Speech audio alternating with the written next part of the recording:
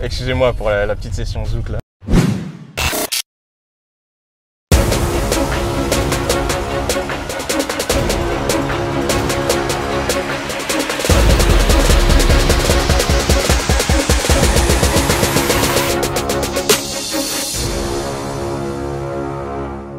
Bonjour à tous, ici Paps Auto et on se retrouve pour l'essai de la BMW X4.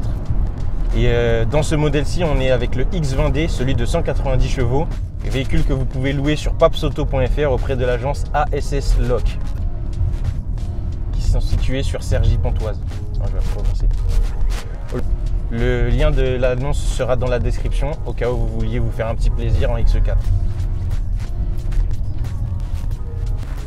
Et donc le X4, là on est en fait sur la deuxième génération de ce véhicule, puisque comme je disais, les modèles type SUV coupé, c'est des modèles qui sont arrivés assez récemment. Si je ne me trompe pas, le X6 il est sorti en 2009. Peu de temps après, ils ont sorti le X4. Et après, il y a eu cette deuxième génération qui est sortie.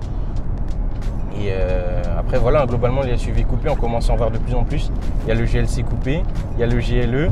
Audi s'y est mis avec le Q4, le Q8. Et ensuite, il y a eu le Q3 qui est sorti, le Q3 Sportback. Donc au niveau du design extérieur, après la calandre, elle est normale, hein. C'est le double, ce qu'on appelle le double haricot chez BMW. Ce que j'aime bien, c'est qu'elle a la Shadowline, c'est-à-dire que tout le tour de la calandre est noir et non pas chromé comme sur certains autres modèles. Après, du coup, on a le sorte d'Angel Eyes sur les phares, enfin la signature lumineuse de BMW. Après, on a tous les capteurs, les caméras, etc. devant. Je vous mettrai ça dans la vidéo. Au niveau du profil de la voiture, finalement, c'est globalement à mes yeux, hein, c'est un X6 en plus petit.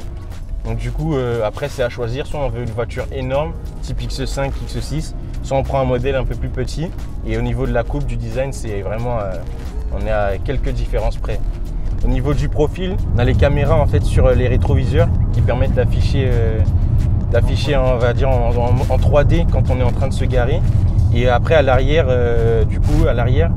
comme les phares sont plus effilés, on voit vraiment bien le logo au centre. Après, on a le logo X4 en bas qui peut être retiré, c'est en option. Et ce qui est pas mal, c'est qu'on a une double sortie d'échappement à l'arrière, en bas. Tac. Sur ce modèle-ci, on a le toit ouvrant aussi, avec le toit panoramique.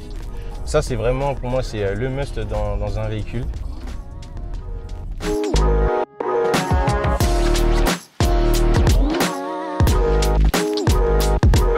Alors par rapport à l'ancienne version, le gros point positif, on va dire, c'est le design extérieur qui a été revu. Franchement, je la trouve plus belle cette version. Je trouve que cette version, on va dire, elle est plus belle que l'ancienne. Il y a beaucoup plus d'options au niveau de l'extérieur. Le kit extérieur est beaucoup mieux fait. J'allais faire une grosse faute de français là.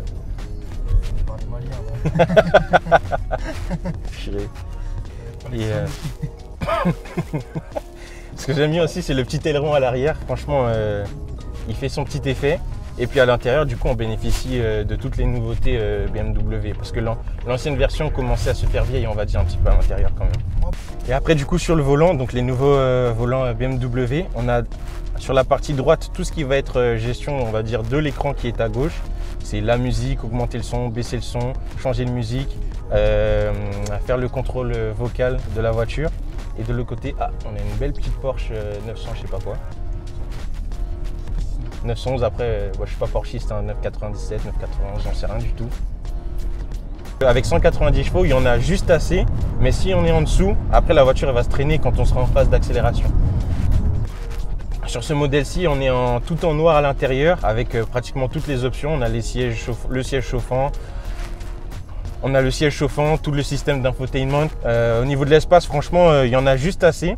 Après, bon, je trouve qu'on n'a pas plus d'espace que quand on est dans une berline ou autre. Le seul intérêt à mes yeux d'un SUV comme ça, c'est d'être assis en position haute.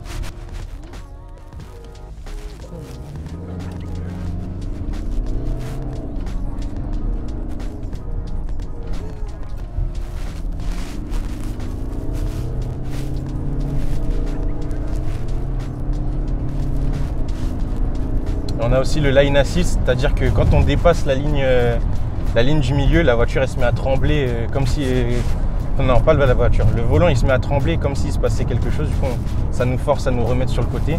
Je trouve que c'est moins intrusif que sur certains modèles où la voiture, carrément, en fait, elle va braquer à votre place. La direction assistée, elle est hyper souple. La voiture, malgré sa taille, malgré son poids, on la manœuvre vraiment avec le petit doigt, quoi. Sur ce modèle-ci, on a en plus l'affichage tête haute. Honnêtement, je trouve que c'est hyper pratique. Ça évite d'avoir à baisser les yeux sur le tableau de bord pour lire les informations. On a en plus, au niveau de la signalisation, le panneau avec la vitesse limite autorisée sur notre zone de route. Et quand on excède cette vitesse, la vitesse de la voiture est affichée en rouge.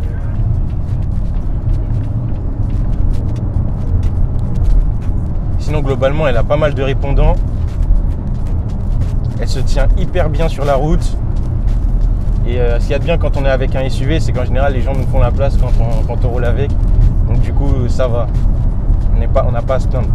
Au niveau de la coupe de la voiture, franchement, je l'aime beaucoup. Le fait d'avoir un SUV un petit peu coupé.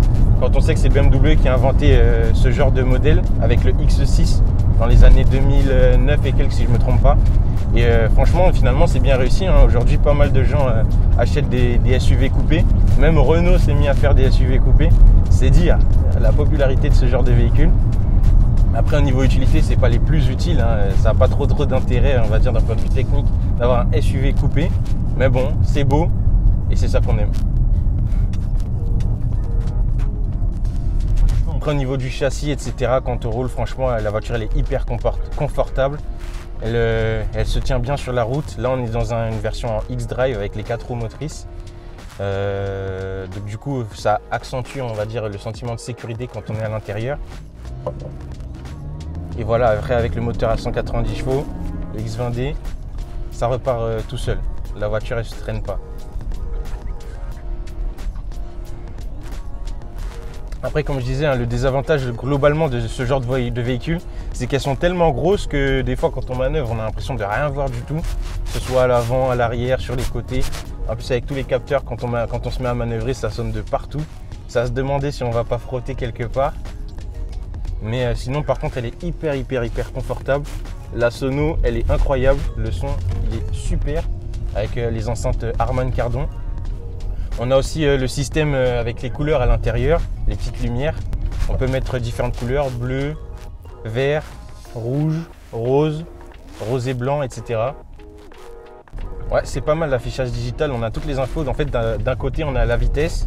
De l'autre, on peut choisir ce qu'on met, si c'est les médias avec les musiques, etc. Le GPS. Ensuite, on a après le compteur de tour de la voiture. Franchement, on a tout ce qu'il faut. On a toujours la signalisation pour savoir à quelle vitesse est-ce qu'on doit rouler dans la zone où on est. Après, du coup, au niveau de tout ce qui est, on va dire, la planche de bord, ce que j'aime bien avec cette molette, c'est qu'en fait, elle est assez intuitive et facile d'utilisation dans le sens où quand on conduit, l'idée, c'est de garder les yeux sur la route et de ne pas avoir à tout le temps jeter un coup d'œil. Et je trouve que c'est mieux ce système-là que sur les nouvelles voitures où tout est tactile, comme sur la Golf 8 par exemple, où finalement, quand on n'a pas les retours, on se pose toujours la question de est-ce que je l'ai vraiment bien activé, et ça force, on va dire, à quitter le regard sur la route.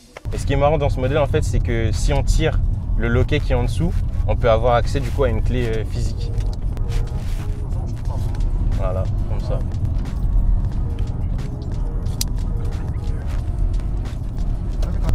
Voilà. Donc voilà, on arrive doucement à la fin de cette vidéo. Je vous remercie de l'avoir regardé. Si vous voulez louer cette BMW X4, vous avez tous les liens dans la description. C'est auprès de ASS Lock sur papsauto.fr. Si vous voulez louer des voitures plus puissantes ou autres, vous allez sur Paps Auto, vous allez trouver un peu de tout. RS3, RSQ3, A45, etc. Si vous cherchez une boîte de prod pour vos projets, vous m'appelez ou vous m'envoyez un mail. Pareil, si vous cherchez une aide au niveau de votre marketing digital, vous m'appelez. Et d'ici là, on se retrouve pour une prochaine vidéo. Paps! Si tu as aimé cette vidéo, n'hésite pas à la liker, à t'abonner, la partager. Laisse un commentaire si besoin, peut-être que j'y répondrai. Paps Auto, c'est également un service de location de voitures. Donc n'hésite pas à te rendre sur le site papsauto.fr pour y trouver ton bonheur. Si tu cherches une boîte de prod ou un photographe pour tes projets, envoie-moi un mail. Et d'ici là, on se retrouve pour une vidéo. Paps!